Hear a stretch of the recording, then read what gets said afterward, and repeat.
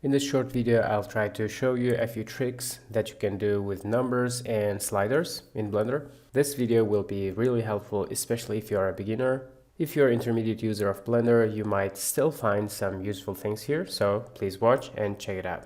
The first thing is very obvious. You can just click and drag to change numbers, right? But if you want to change multiple numbers, you can just click and drag down and left to right to change all numbers at the same time. Another thing that you can do is to hover over these numbers and press backspace to bring them to default values. If you want to copy a number from one place to another, you don't have to click and copy like this, select and copy.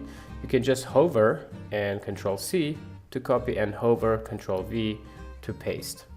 Also, with measurements, you can just write a letter for the measurement. For example, you can click here and write 20 and cm for centimeter. If you just write 25, it is 25 meters, right? So if you just write 25 and cm, it is centimeters. Another thing that you can do is math operations. You can just go in and, for example, if you want to change this resolution, you can come here and divide this number by 2 and divide this number by 2. Yeah, you can do all sorts of math operations. Remember, if you changed any number, if you want to reset it, you can hit backspace.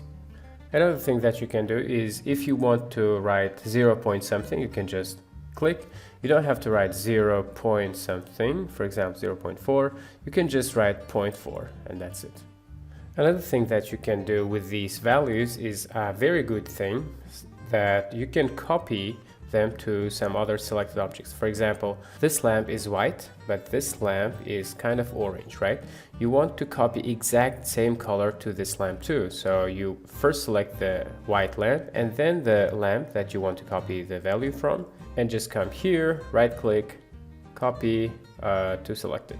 Another thing that you can do with buttons, checkboxes or icons is that you can just click and drag to enable or disable them. I have never seen any program do that, but Blender does this. As you can see, it's very useful, very handy, very fast. So for example, you can activate these keyframes very easily. You can deactivate them. Enable these checkboxes by just clicking and dragging.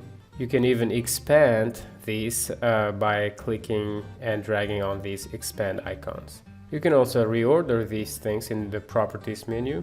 You can also press plus, numpad plus and numpad minus to zoom in and zoom out in the properties panel. So last but not least, if you see this icon anywhere in Blender, it means this panel has preset. So you can just, or a few presets, you can just click on this and choose any preset and the values change accordingly. So before you go, if you want to support this channel, please check out my full Blender course on Udemy, which will help you master Blender with more than 200 lessons and overall 36 hours of content. You can see the overall information about the course on this banner, and the link to the course will be in the description of the video.